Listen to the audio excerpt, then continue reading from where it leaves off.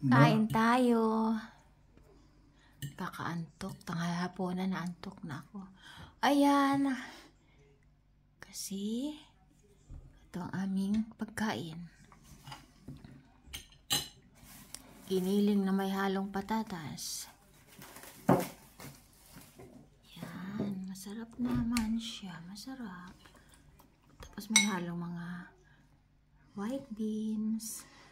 Maliliit na bacon para masarap. Oh, kain na asawa. Kain na asawa. Tumatawa lang yung asawa. Tumatawa lang si asawa ko. Yan ang ating hapunan. At ang aking kanin na tutong. Yan, tutong yung kanin ko kasi.